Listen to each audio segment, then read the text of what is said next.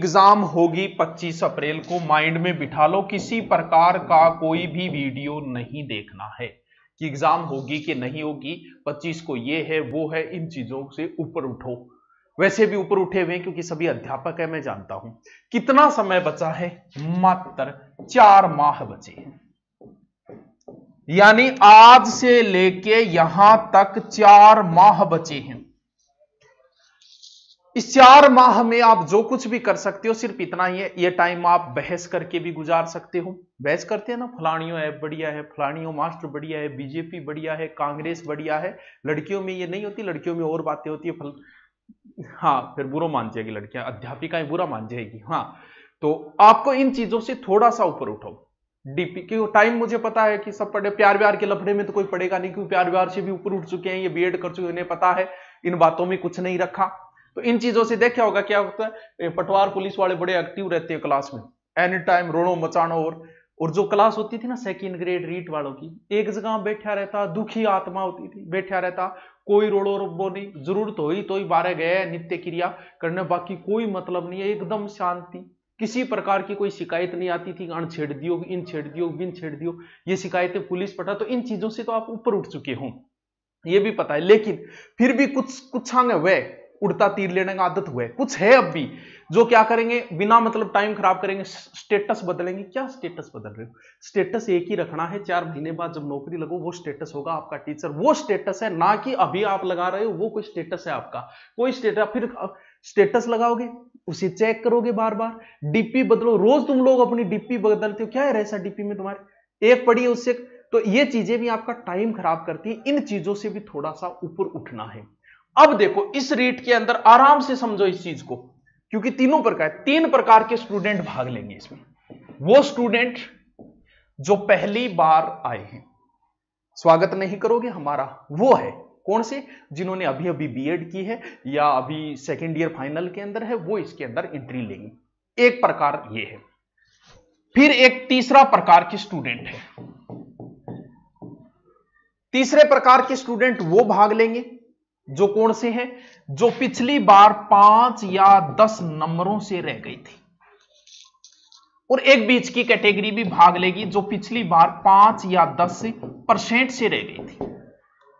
क्या तीनों के लिए एक ही रूल फॉलो होगा? क्या तीनों को एक ही समय सारणी बताई जाएगी? क्या तीनों को किताबें पढ़ने का तरीका एक ही बताया जाएगा? कैसे बताया जाएगा? स्टूडेंट ही 3 प्रकार के हैं लगभग।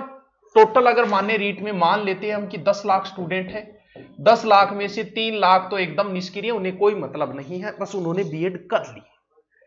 जैसे मृत्यु के बाद में 12 करते हैं एक प्रोसेस के तहत, तो उन्होंने कर ली कि बीए के बाद बीएड होती होगी, तो उन्हें तो इस चीज से कोई मतलब नहीं है। बाकी बच्चे हैं उनकी प्रोसेस है ये, यानी 3 प्रकार के स्टूडेंट भाग ले। अब आपको पता है कि आप इस प्रकार में हो या इस प्रकार में हो या फिर इस प्रकार के अंदर, वो आपको पता है कि बहुत सारे पहली बार जो भाग ले रहे हैं उनको क्या करना है, इनको क्या करना है और इनको क्या करना है। आराम से समझो। देखो अब आप जान गए कि मैं इस प्रकार में हूं गुरुजी, कि मैं पिछली बार।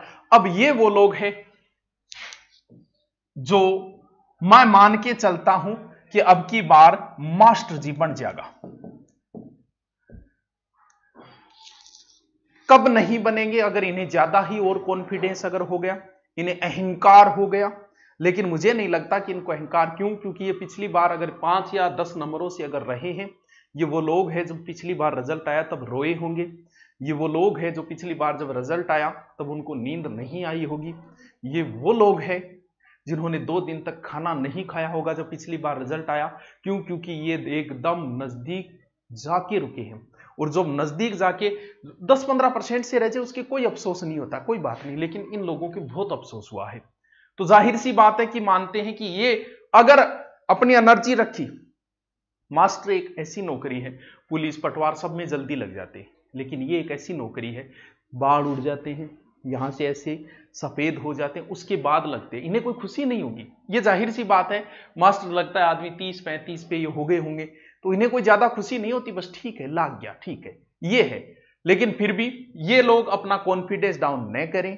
आप पिछली बार 5-10 नंबरों से रहे हो, अब की बार आपका होगा, बस आप थोड़ा सा काम कर लो जो मैं बता रहा हूं, क्योंकि आपको ये जो कर रहे हैं वो काम आपको नहीं करना है। जो इनको रूल बता रहे हैं वो आपके ऊपर लागू नहीं होते भैया। आप एकदम 10 कबड्डी मोह करें, थोड़ा सा ही बचेड़ा होते और अब की बार आपका सिलेक्शन भी कंफर्म है। अगर थोड़ा सा कॉन्फिडेंस अपना अच्छा रखो, लेकिन अहंकार न रखो कि मुझे सब कुछ आता है। क्यों? क्योंकि इनमें सबसे बड़ी प्रॉब्लम तो यह है कि मुझे सब कुछ आता है, मैं पढ़ूं के, ये सबसे बड़ी प्रॉब्लम। के पढ़ो यार, ओही आवे वही आवे वही आवे, ये अहंकार नहीं लाना है। वापस पढ़ना तो आपको है, निराश नहीं होना है। आपका आपकी बार सिलेक्शन कंफर्म है, मिठाई लेके आप आ सकते हो। अगर आप थोड़ा सा 4 महीने जो है, अगर 4 महीने तुम तीनों को ही योगी बनना होगा, तीनों प्रकार के लोगों को बनना तो योगी ही पड़ेगा। योगी का अर्थ होता है कि वो सारी दुनियादारी से दूर हो जाता है। योगी का मतलब ये होता है कि वो खाना पीना भी एक सीमित लिमिट में करेगा। योगी बनने का मतलब भी यही है कि वो कम सोएगा, यानी 6 या 7 घंटे जो पर्याप्त होते हैं। हे पार्थ, योगी बनो योगी। तो इन 4 महीने में जो योगी जीवन जिएगा वो तो ता उम्र खुश रहेगा, और इन 4 महीने में जो खुशी से जीवन जिएगा, जैसे पहले की पीछे की लाइफ है वैसी की वैसी रखी, तो उन्हें कोई बात नहीं। रीट आगे भी आएगी, चिंता करने की जरूरत नहीं, आगे भी रीट आती रहेगी, भर्तियां आगे भी आती रहेगी। कुछ लोग कहते हैं ना तारीख तो पीछे भी आई थी, तो बेटा रीट भी पीछे हुई थी, अगर पता हो तो 2-3 बार हो भी चुकी है। आरटेट मान लो चाहे रीट मान लो, हो चुकी है। तो इनको करना क्या है, इनको सब कुछ आता है, ये कन्फर्म है। क्यों? क्योंकि ये रहे कितने हैं, 5 नंबर 10 नंबर। तो मैं तो मानता हूं कि इनको आता तो सब कुछ है। कई बार क्या होता है, हम पुरानी किताबें बहुत बार पढ़ चुके होते हैं, तो कई बार नई गाइड लाए तो उसमें थोड़ी रुचि हो जाती है। तो आप कर सकते हो कि आपके पास पुरानी किताबें सब रट ली, तो कोई नई अगर लाके रहो, रुचि पैदा हो, तो आप ऐसा भी कर सकते हो। कौन से? ये तीसरी कैटेगरी वाले जो 5 या 10 नंबरों से चूक गए थे। आपको जरूरत है तो सिर्फ और सिर्फ एक्सरसाइज की, किसी चीज की जरूरत नहीं। मैं आपको क्या ज्ञान दूं यार, तुम लोग सिलेक्शन के नजदीक पहुंचे, आपको क्या ज्ञान दूं?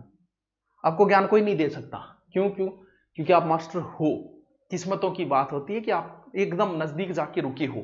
आपको जरूरत है सिर्फ और सिर्फ एक्सपीरियंस की, एक्सरसाइज की। ज्यादा से ज्यादा एक्सरसाइज करो, यानी हम तुम्हारे अंदर इतने छेद करेंगे कि समझ में नहीं आएगा कि खाएं कहां से। तो एक्सरसाइज का मतलब तुम इतने मॉडल पेपर निकालो कि बाजार में एक भी मॉडल पेपर ना बचे रीट के नाम का, जो भी आए वो निकालो। सबसे ज्यादा आप एक्सरसाइज करो, जितना हो सकते हैं उतना एक्सरसाइज करो। आपके जो नोट्स है वो नोट्स आराम से पढ़ते रहो। बस एक्सरसाइज सबसे ज्यादा अगर एक्सरसाइज करनी है तो वो आपको करनी है किसकी? ऑब्जेक्टिव क्वेश्चनों की एक्सरसाइज। बुक की बात है, आपके पास जो भी बुक है, लेकिन